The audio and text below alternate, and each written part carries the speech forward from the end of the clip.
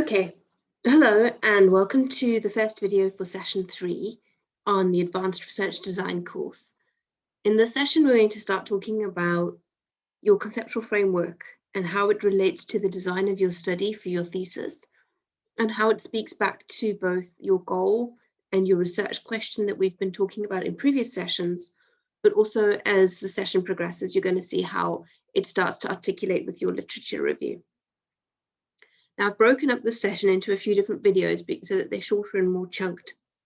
And in this first part, I want to pick up on the exercise that we assigned at the end of session 2 about reading the field critically. And particularly, I'm going to read the analyses of 2 papers that I'll share with you in the resources folder on the Vula platform, where there are 2 empirical studies that focus on particular types of research that's interpretive. But in the one paper, the conceptual framework is much more sharply defined and put to work. It is put to work in the discussion and the analysis of the research findings. But in the second paper, actually, I analyze them the other way around. I look at the paper that unravels first, and I look at the strong paper second. But in the other paper, you'll see that the conceptual framework doesn't hold as a lattice of analysis, and the paper starts to unravel a little bit. So in doing this exercise, we're going to do 2 things. We're first going to have a look at how to use that tool that I shared with you about how to read a paper critically. And we're also going to leverage off that to understand the work that concepts do for us in our work and in our analysis of our research data. Just to recap, in session 2, we looked at how research design is interactive and how it converges into a stable relation between coherent components. So you remember in Maxwell's interactive research methodology, you had a research question that's at the center of your design, and that's informed by the goals and rationales that you are bringing to your research, your purpose, the concepts and categories you use to think about the problematic that you're examining, also your methods, what you're actually going to do to produce data, where you're going to go, who you're going to talk to, how you're going to talk to them, why them, not someone else, and also considering validity. How are you going to make sure that the data you produce to answer your question is reliable and trustworthy, and that the reader believes the account that you offer them? So we've been looking at particularly how that is interactive, and while it changes even once you move into the field, you want it to stabilize before you go into the field so that when you do go in, remember it's the planning, but not necessarily the plan. Okay, and remember that we also talked about that design and the execution of the research project, that things can change once you start, and probably will change once you start data production. But you don't want to go into data production with too loose a conception about what you're doing. And we also talked about how you want to not only read empirical work that is in your field of interest with a critical eye, looking both at what the research tells you, but also how it's structured, how it was designed, and how there are relations between what the author claims they have found and the questions they're asking, the tools they use. But also you want to see how different papers read up against each other. And that takes a bit more time as you become more familiar with a particular area of research and the literature in it.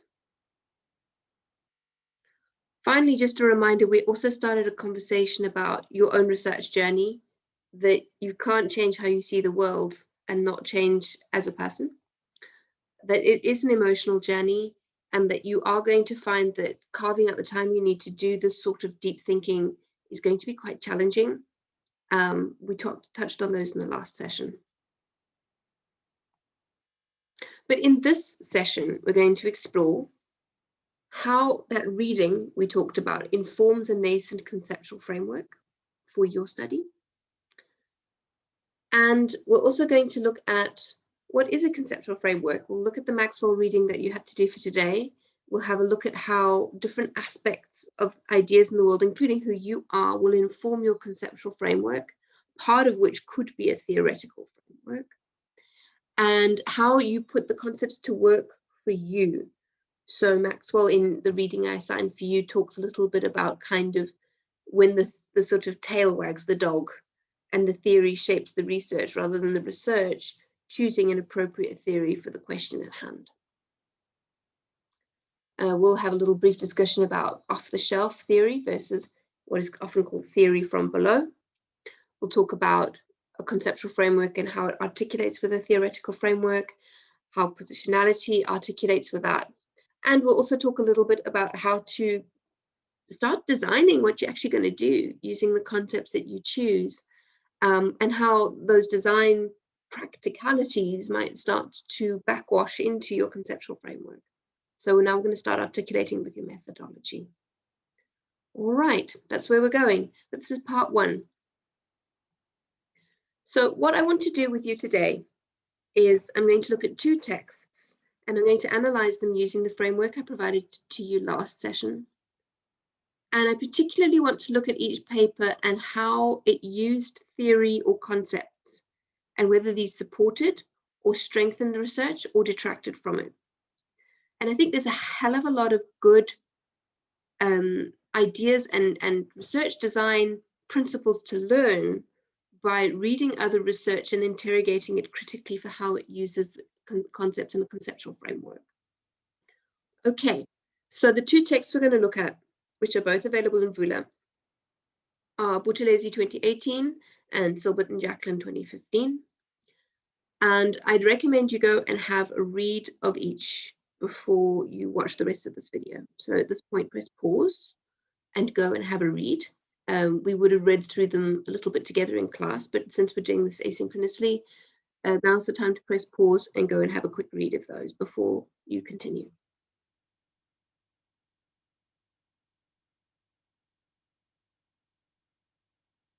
Okay, Buthelezi 2018 is a paper entitled Lecture Experiences of TVET College Challenges in the Post-Apartheid Era, a case of unintended consequences of educational reform in South Africa.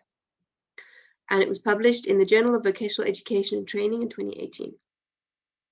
Now, I chose this paper because I think it's an example of a paper with a good focus and a very interesting topic, but that it undoes itself because the conceptual framework is weakly defined and not put to work. Okay. And I'm going to be using the exact framework, as I said, that I gave you to analyze papers from. Okay, so the focus is TVET lecturers. And it's worth just kind of noticing what general theoretical field the paper is located in, all right? This is a paper that's looking at education policy, sociology particularly, so looking at kind of how policy interacts with the real world and with social practices, okay? The particular author comes from University of Zululand. It doesn't particularly mean anything, but it's useful to notice that it's probably a university where you haven't been given the sort of same frameworks of historical advantage than perhaps somewhere like an Oxford or a Harvard or something like that. But also that there's that peripheral viewpoint could probably offer insights into marginalized practices and spaces that wouldn't be visible from an Oxford or a Harvard. The particular focus is looking at South African TVET colleges, in this case, in the study in KZN. And it is published in a peer-reviewed international journal. Okay. Who is the text talking to, talking back to, refuting, substantiating? A couple of different audiences for this text, I think. You could maybe even argue that I've missed out a few.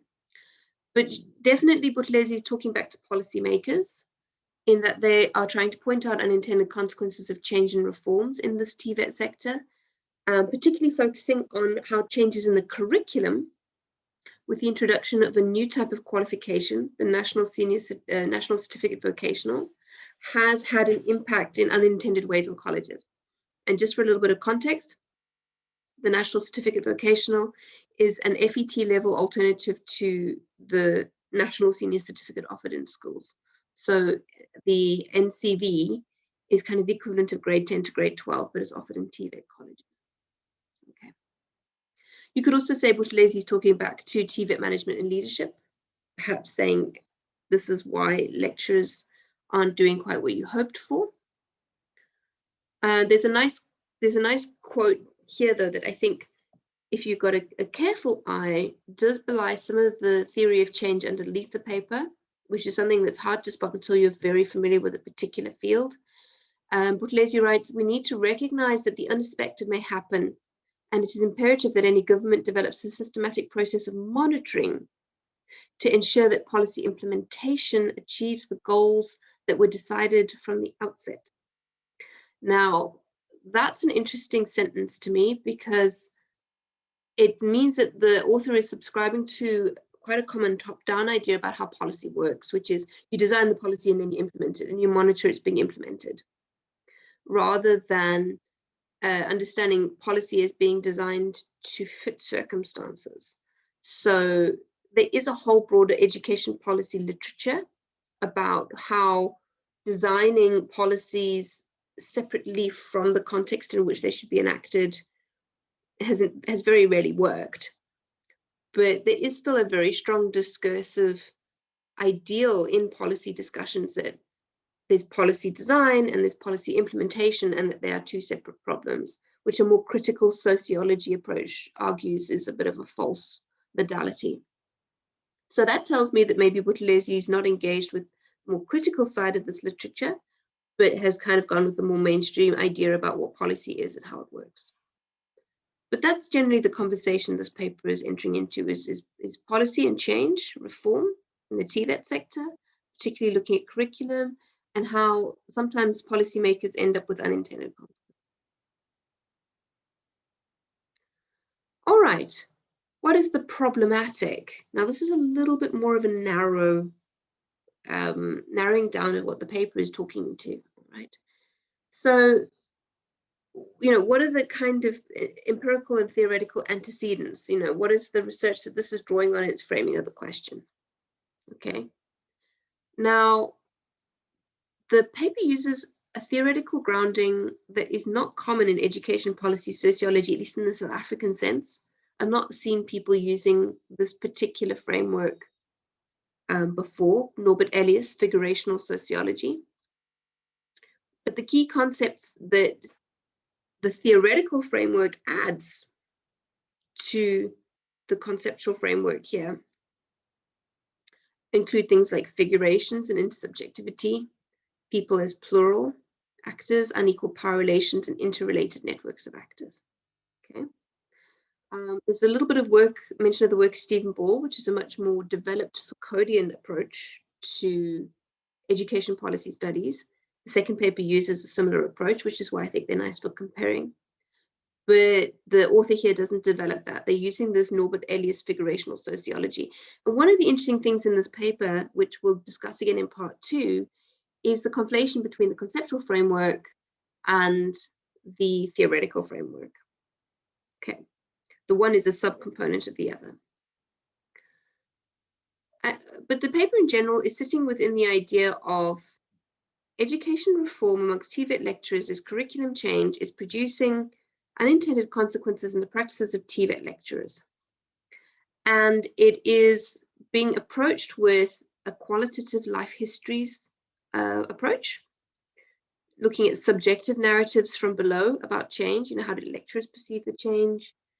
It also draws on some other ideas, although it doesn't say so explicitly, you kind of have to scrape for them. Looking for things like lecturer professionalism, what it means to be a professional lecturer or teacher, college organization, and how policy hits the ground and is taken up on the ground. Okay.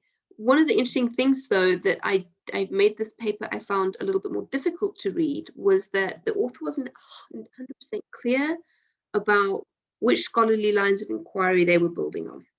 So there isn't a paragraph in the paper that goes, these are the things people have looked at here. This is how I'm standing on those, and this is the gap I've identified in those. Okay, so I found I would have liked a paragraph that said, there's a conversation about TVET lecturer professionality in South Africa. This paper adds to the idea that curriculum reform in the form of a new kind of qualification has unintended consequences as to how that professionalism is understood and enacted by lecturers themselves. Something like that.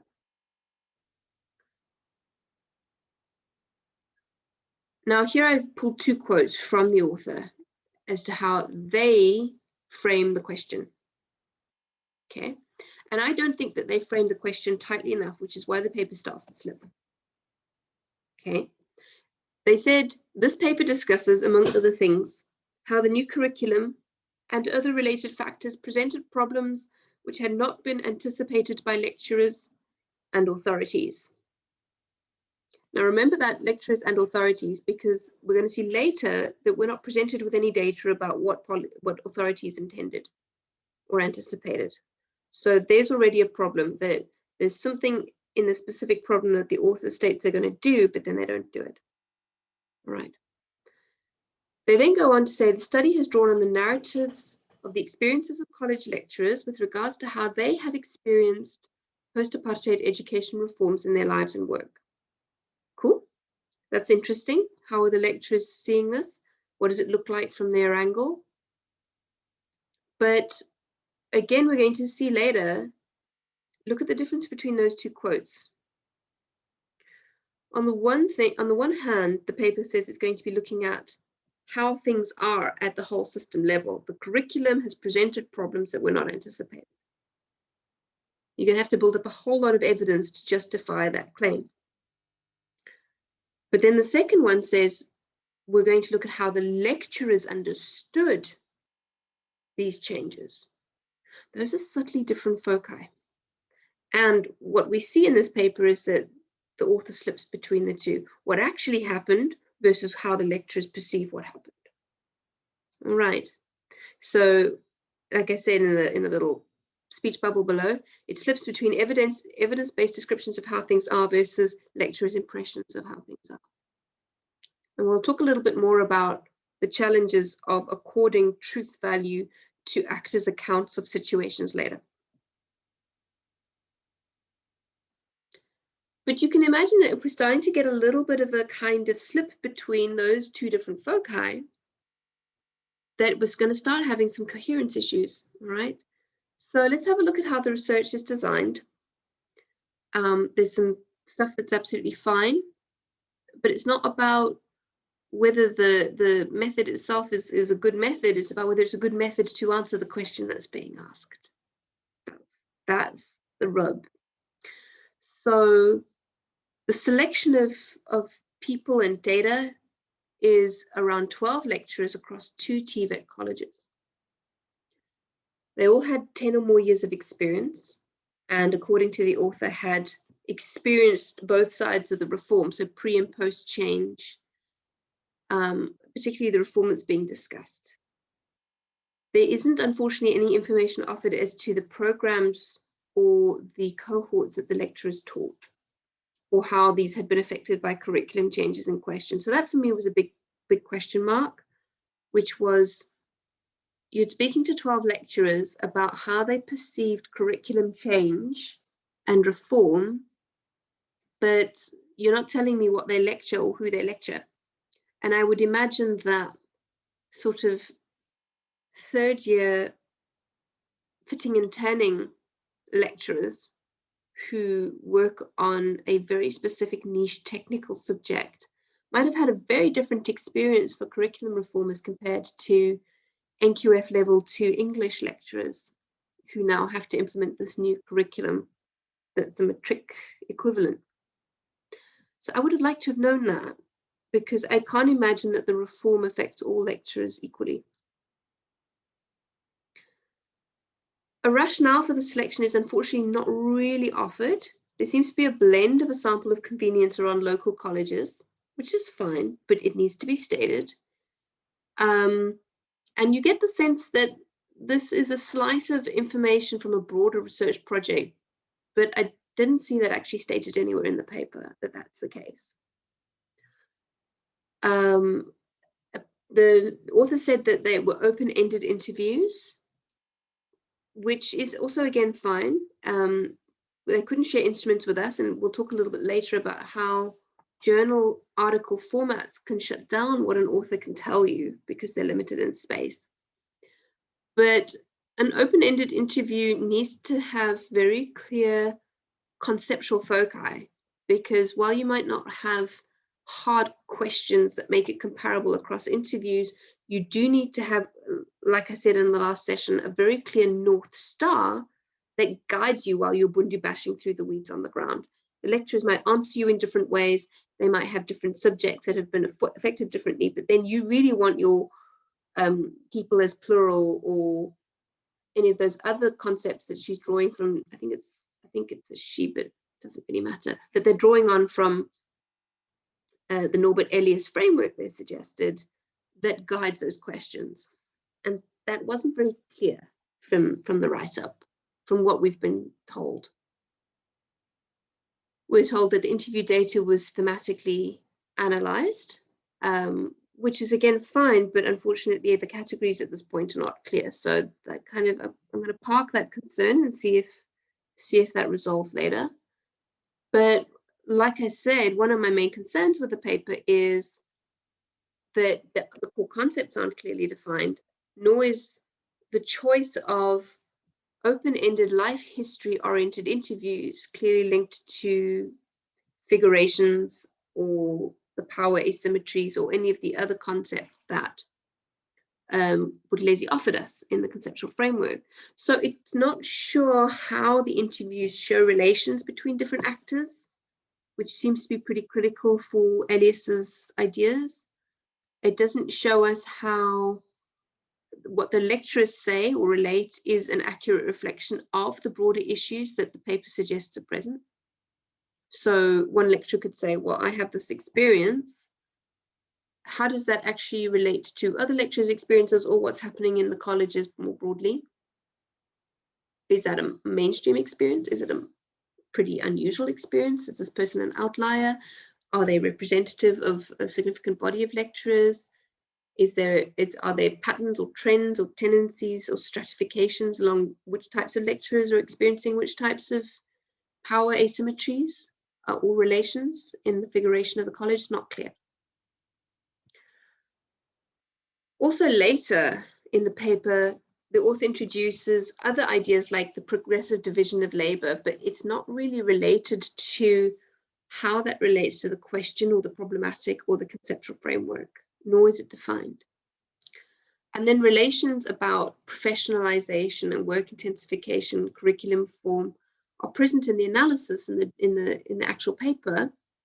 They're not defined nor related back to Elias's figurational sociology. And there's a lot of literature on these as well in terms of educator alienation, what it means to be a professional educator, neoliberal moment intensifying educators' work, and how this relates to centralized curriculum, etc. None of that is kind of put to work. So to a critical reader who is familiar with this field, it's like the paper posits more questions than answers.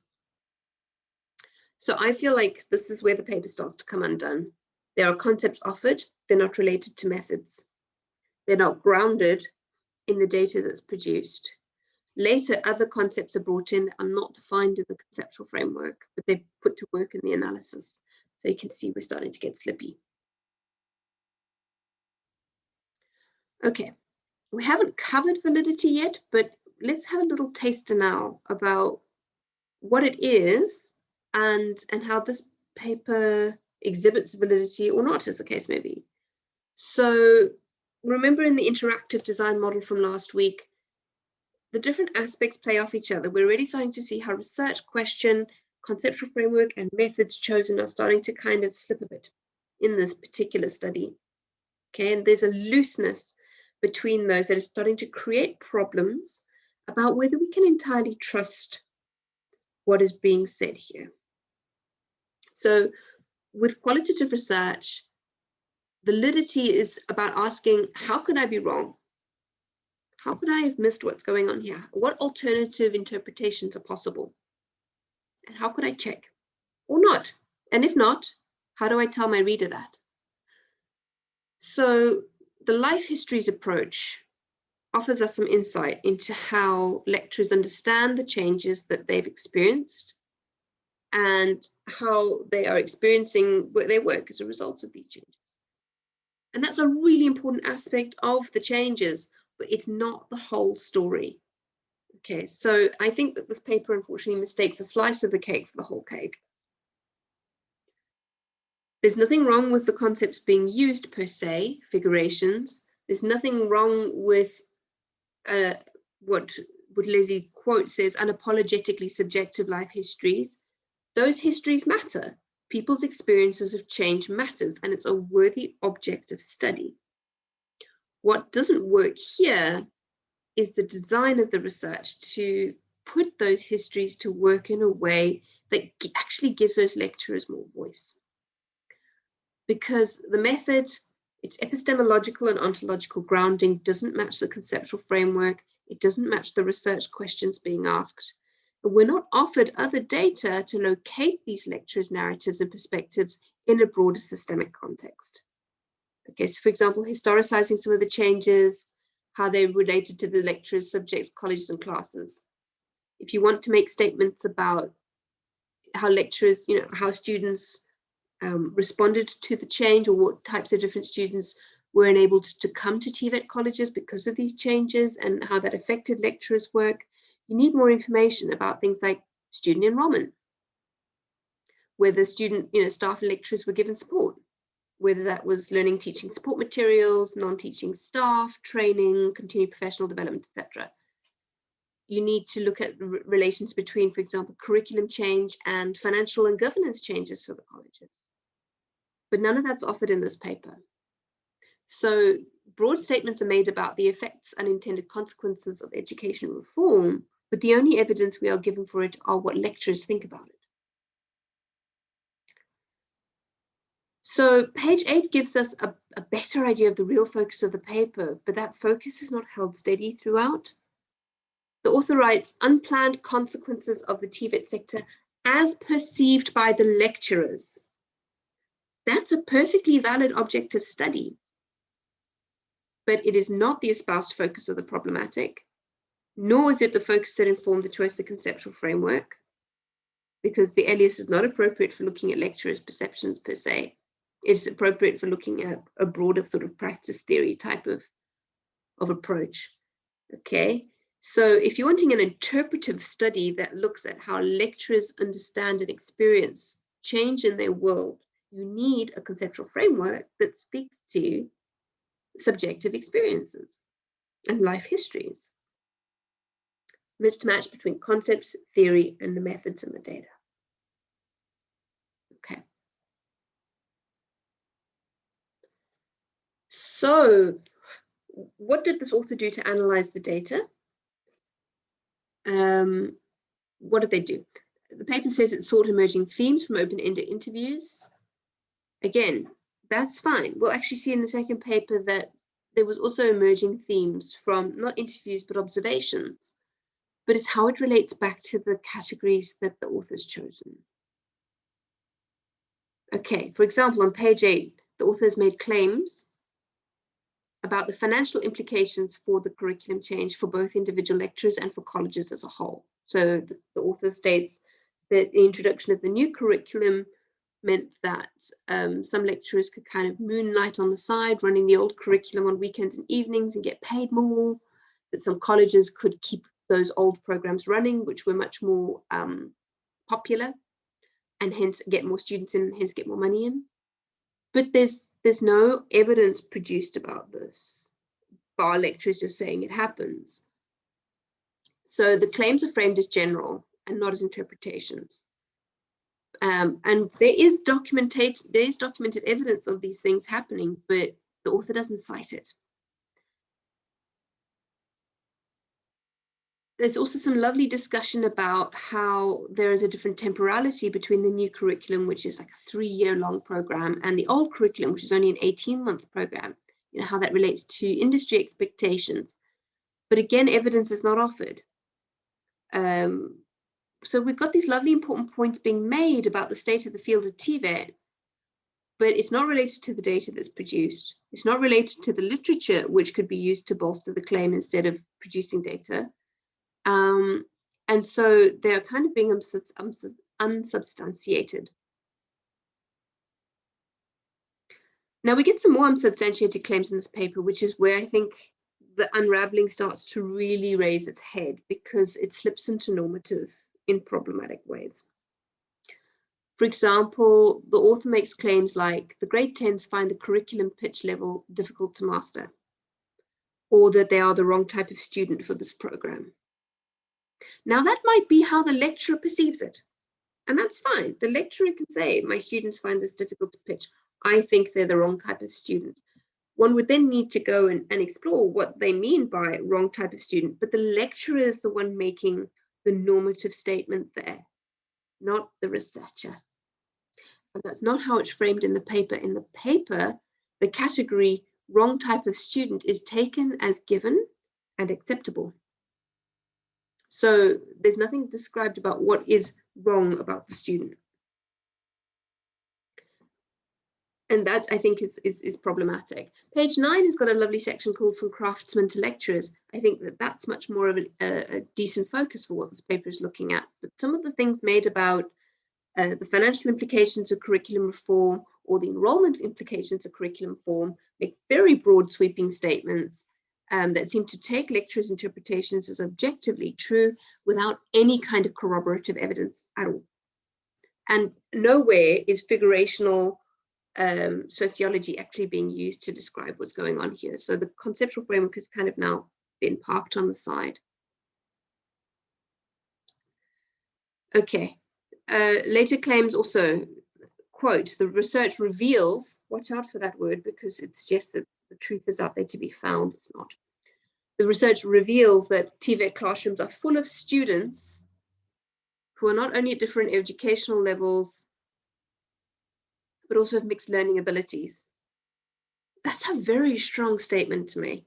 That needs some serious evidence about who are in those classrooms and what they can do, and based on what evidence, which is not present in this paper, even though the author says it is.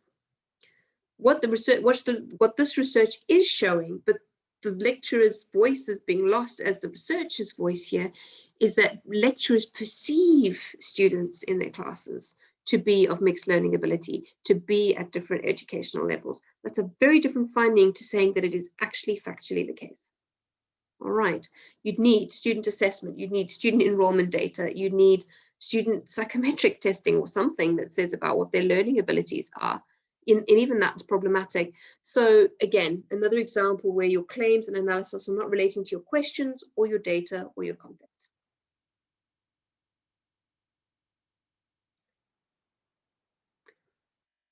What are the key findings and conclusions of the research? Basically, that reform has affected lecturers' work in unintended ways, particularly curriculum reform, and that policy change has unintended consequences. Now, these are too broad for the data presented, but it's a feature of how loosely the questions were formulated, that these are the recommendations and conclusions that come from the study, because the author's unable to make anything more precise.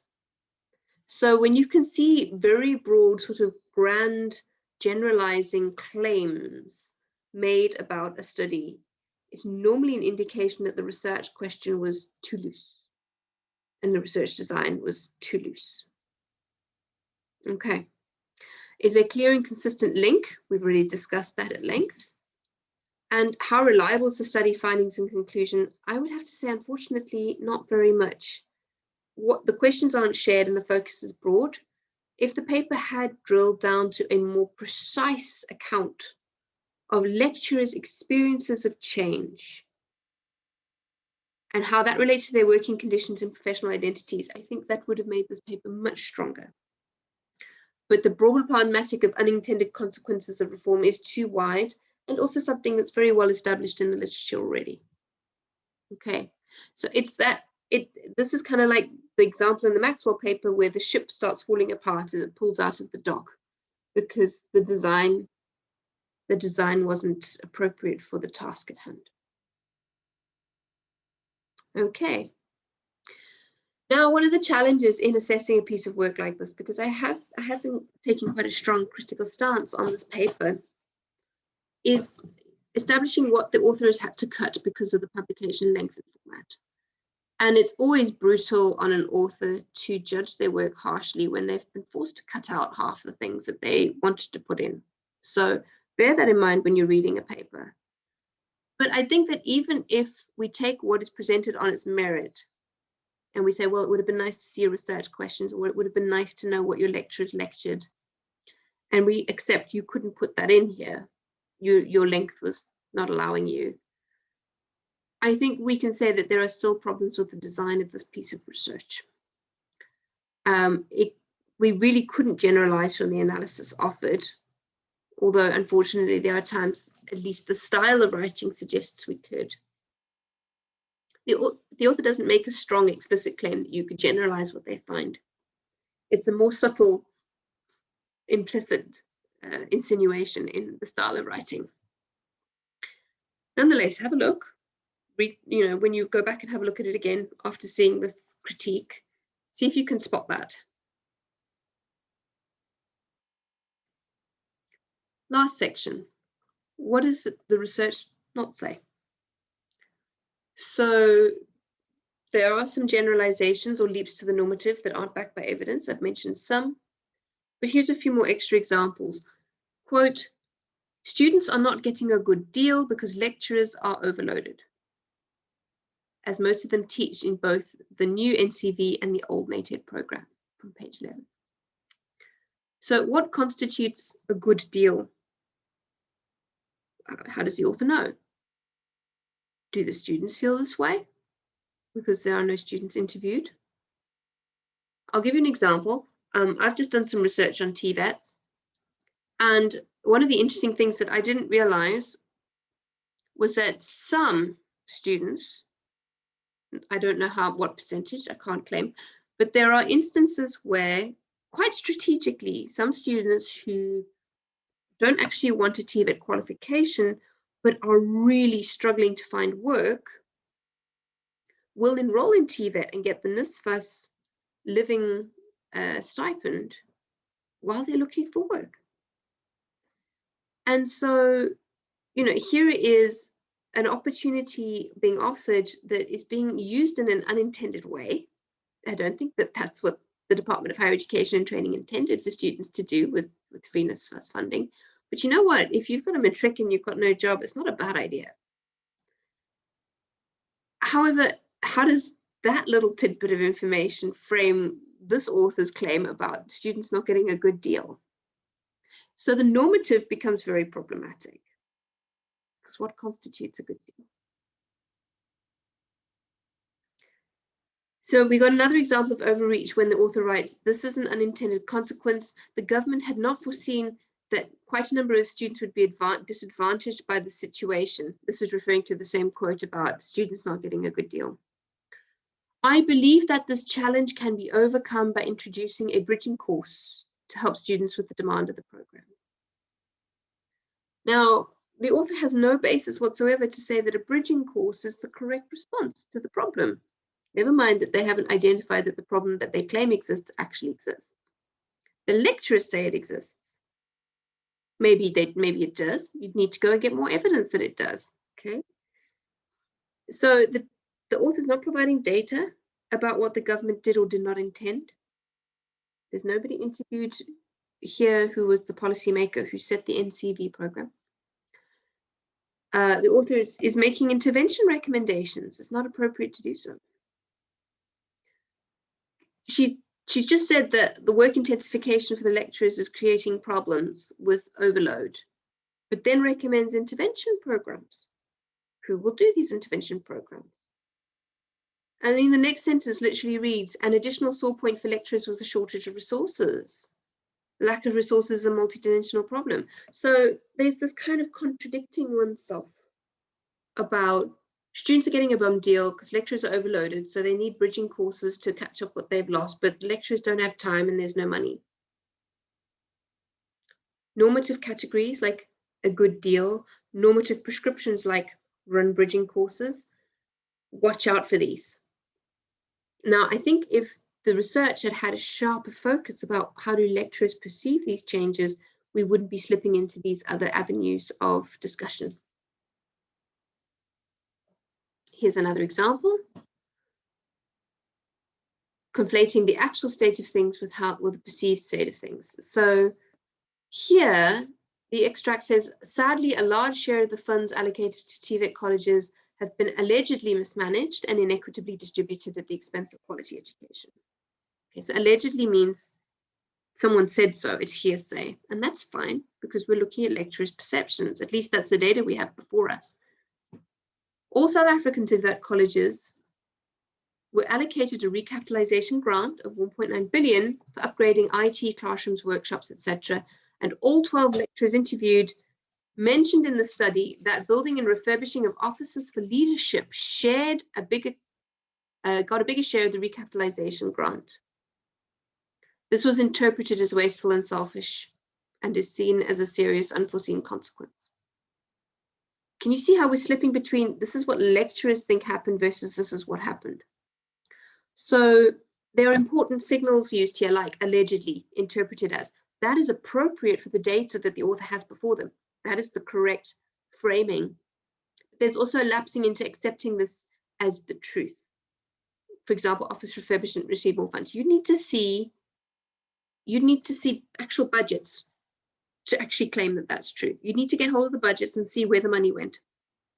For example, in basic education, teachers often think that the principal lets more kids into the school to boost their salary. And so from the lecturing or the staff perspective, there's this perception that the management are being self-interested at the cost of people below them. Now, I'm not saying it's not true, but you've got to get a lot of evidence to say that it definitely is true, because in the case of schools, for example, the teachers often don't know or ignore that the head of the department of the province can literally force students on a principal and say, you will take these students. And so the idea that the principal is taking students because they're greedy for a bigger salary totally ignores that the principal might not have a say in the matter.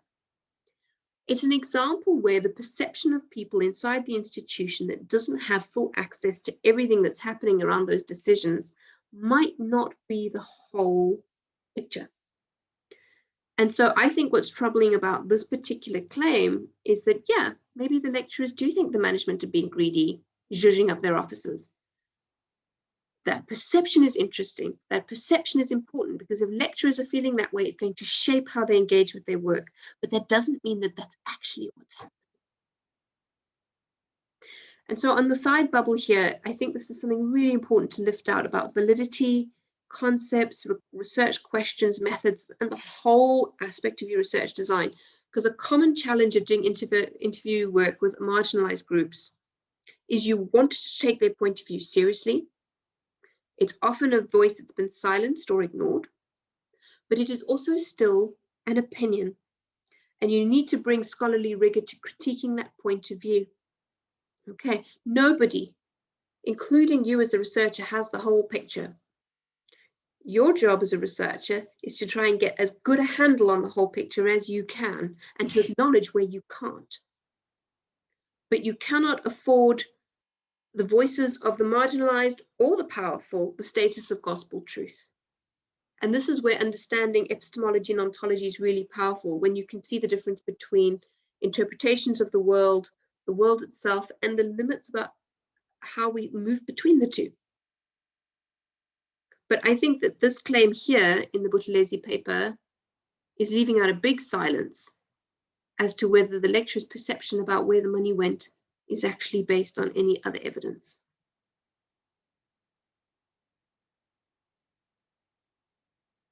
Finally, we've got a claim made about without substantiation on page 13, which I think could be read very badly through a less than generous eye, because the author says the research confirmed that a large percentage of the type of student that the modern TVET college unintendedly attracts. It'd be nice to know how college intentions were established, because they're not. It's immature, irresponsible, unmotivated, difficult, demanding, and disruptive, and in most cases lacking in powers of concentration. I mean, that a statement like this was allowed through 2 independent reviewers raises to me concerns about the journal, because there's no evidence provided to substantiate very strong normative claims that are portraying students in an extremely deficit light. And I think that this could also be read in racialized terms, because the exact immediate sentence before that statement says, the department confirmed that 90% of the students enrolled in TVET colleges are Africans. How are those 2 sentences supposed to be read against each other? It doesn't come off well. I don't think that's what the author intended, but it doesn't come off well. So there's a much better statement later on in the paragraph, and I think it's a real pity with this paper that we're slipping between these different voices about what is versus what lecturers think is. There is an unintended tension between what the lecturers believe who the student should be and who the student is. Now that's an interesting gap to notice. But who the students are and who the lecturers want them to be is not the same. Yes, okay, now we're talking about lecturers' perceptions again. That is the appropriate focus of the study. It's a much better statement. It describes the gap the researcher is observing in narratives offered by lecturers, and it later goes on to suggest alternative sources of the mismatch without getting normative, without saying who is to blame. But in general, the whole section on type of student reads in a really contradictory manner and could be interpreted in a very bad way. And I think that the reviewers did this author a massive disservice in not pointing that out. So I think what's happening here is that the concepts aren't holding the analysis steady, and hence lapses into the normative are more likely, because you start to fill in the blanks where the concepts aren't holding you with what Gramsci would call common sense, which is actually not common sense at all. And that's where you kind of just pick up everyday explanations about what's going on instead of a more rigorous scholarly explanation about what's going on. Okay. Briefly pause. All right. The second section of this part, we're going to have a look at another paper that is looking at a similar kind of problematic, but looking at basic education schools and looking at, again, it's an interpretive sort of paper, looking at assembling the ideal learner. School assembly is a regulatory ritual. And so we're not looking necessarily at, or confusedly looking at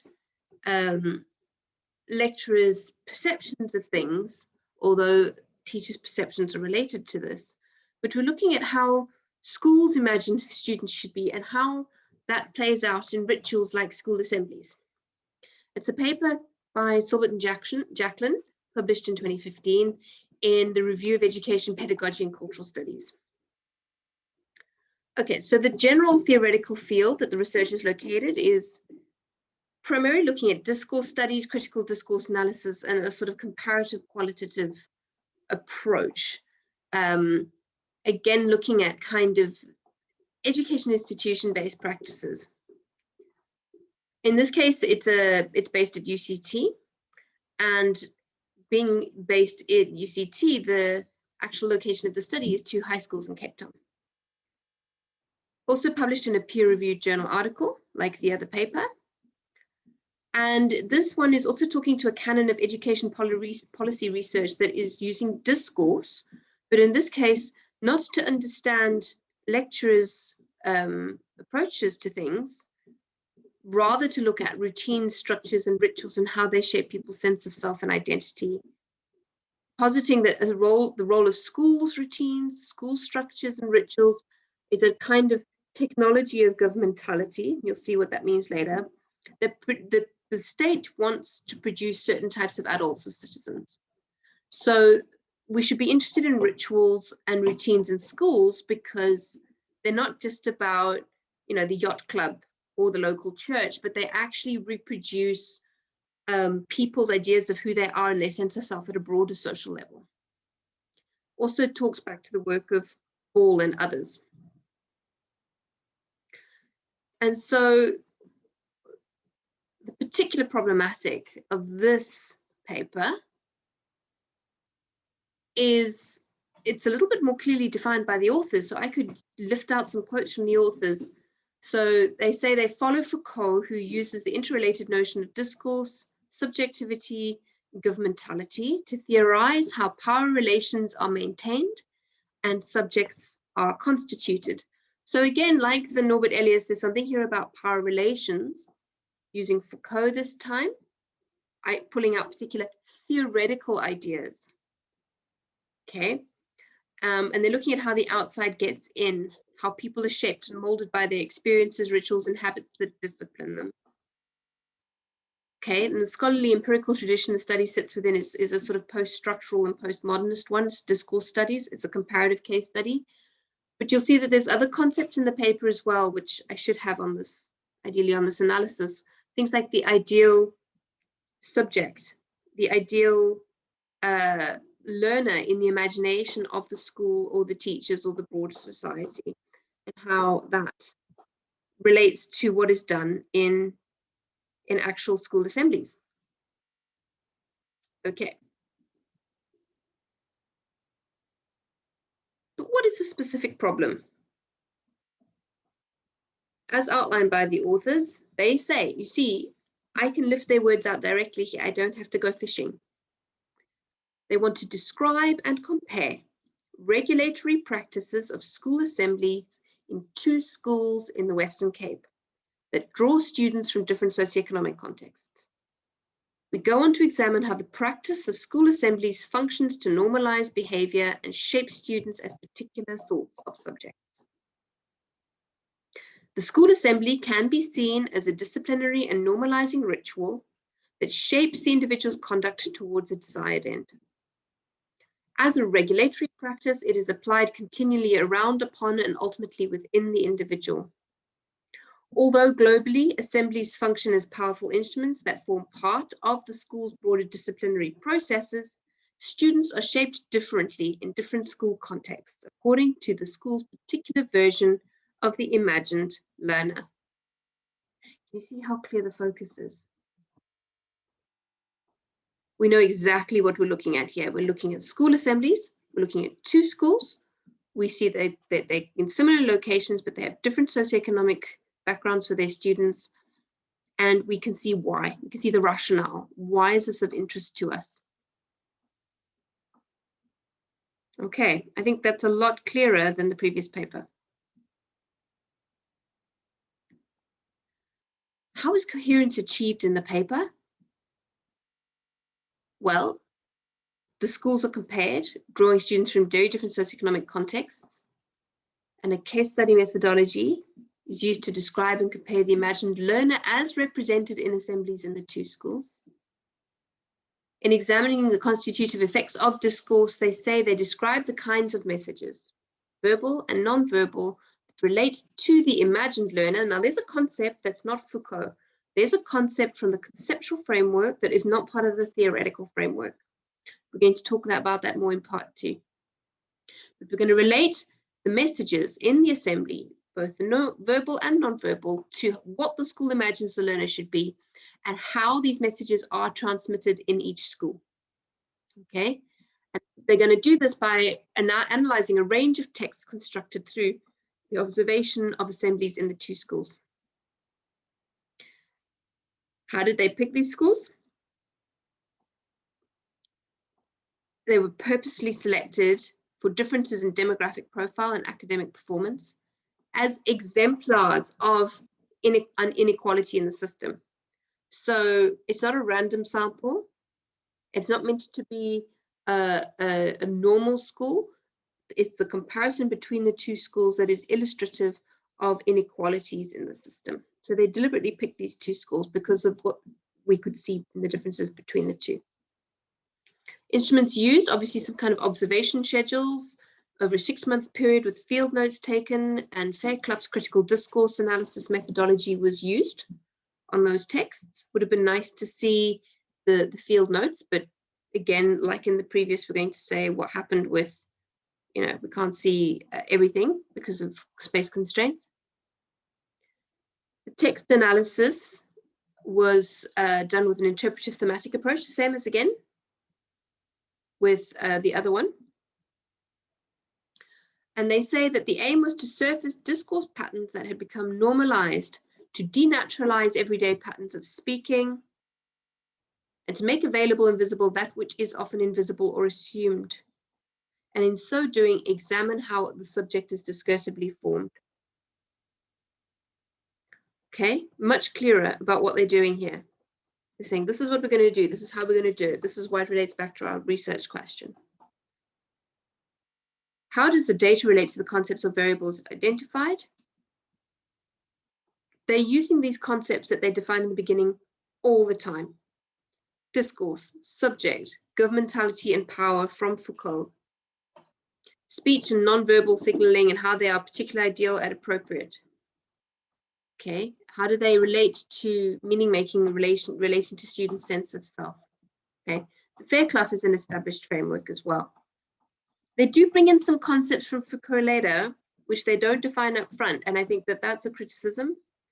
They also talk about surveillance and the panopticon, which are Foucauldian concepts, and if you're familiar with Foucault, you know that, but if you're not, you don't.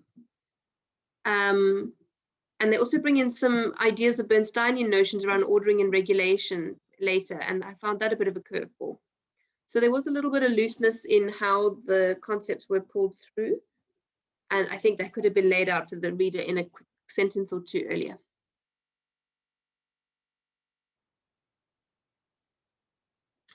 Okay, back to the validity. How could the study be wrong? Validity and qualitative, as we're going to discuss later, is how could something be missing? And for me, one of the big questions here is, you're observing an enormous event like an assembly of a whole school. How are you sure that what you're describing is, in fact, the sort of typical case? Did the observer miss any assemblies? Were any cancelled for any reason? If so, how did that affect how the data was produced, or affect the findings of the analysis? What other aspects of school practices also might shape assemblies? So in this case, not so much about the findings being wrong, but it might be interesting to ask the history of the assembly as a ritual at each school. That was not offered in the paper. Each of these, though, is not so much I think that the thing about missing a potential assembly would be interesting to know if that happened, or to be assured it didn't. And I think the history of the assembly is not so much about a validity issue as much as it is about deepening the analysis offered by the paper as to how the school came to this ideal about what students should be and how the best way to run assemblies. How was this produced? Where's it come from? How's the data been analyzed?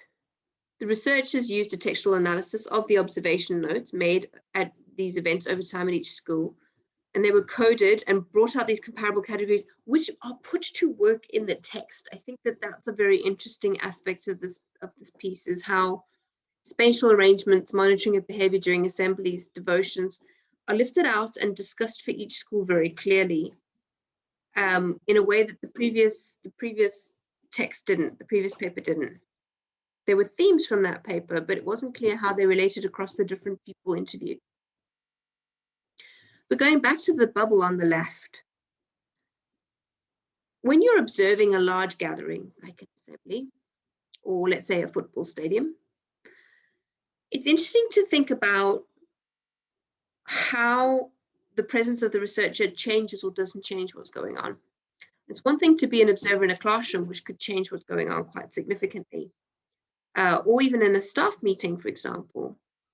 But the bigger the group and the more ritualized the routine, the less likely the observer is going to change what happens, especially if you're watching again and again and again and again. So you would have to coordinate an enormous number of people putting on a show in a very construed and artificial way in order to do something for the observer that is atypical.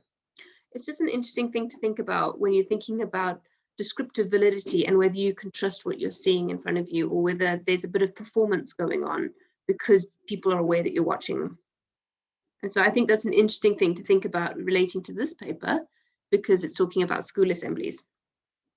In the next part, I'll be talking about validity of that same nature for my own PhD, where I'll talk about how that design panned out and whether it's ever possible or even likely that an entire school can put on a show that is atypical and out of their normal routine because you've walked through the door. Okay, what are the key findings and conclusions from this piece of research? Much sharper than with the previous paper. School assemblies regulate who students are expected to be or become, both in content and in form of the messages that the assembly offers. So it's one thing to have the devotions and the rituals and the prayers and the messages, but it's also in how they are delivered. Disciplining of students happens through the deployment of discourses, religious and spiritual technologies of the self, as well as through spatial hierarchies and arrangements and differentiation. So grade 12, where are the grade 12 sitting? Where are the prefects sitting? Where are the teachers sitting? And what does that say? What does that signal? Each school's assembly has suggested norms and ideals that define students' assumed futures and conceptions of being good.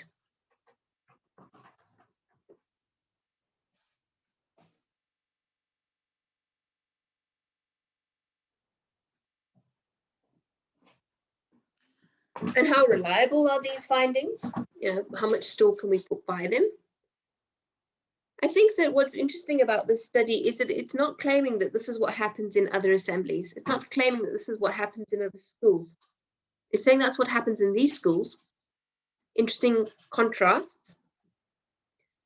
And while you would be able to replicate the findings of the study in other schools, or you might not, you don't know, you certainly could replicate the technique that has been offered. So I think that the paper gives us enough information to go away and try this at a different school and see what we find. So you could definitely replicate it at 2 schools, although not at the same 2 schools without breaking the anonymity of the paper. And finally, is there, not quite finally, there's 2 more sections, but is there a clear and consistent link between the theoretical analysis, research, question, design, findings, conclusions? We couldn't see the data collection instruments, but there's a really thorough description of the data, and it suggests a close, detailed description of the assemblies at each school.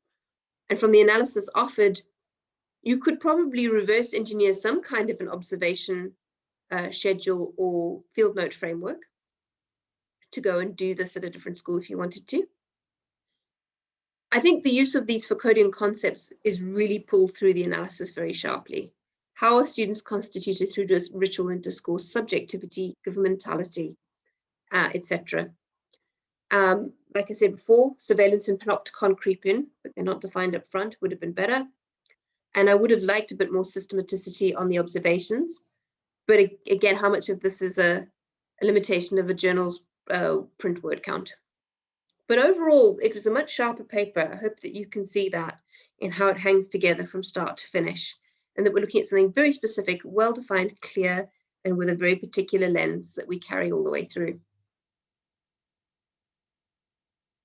Again, can't generalize the findings of the research, but you definitely could deploy the conceptual apparatus elsewhere. And perhaps maybe the gaps and silences for this paper, which is one of the things about very sharply defined and delineated research, is that you do want it to tell more. So it offers really interesting building blocks about how to construct other studies.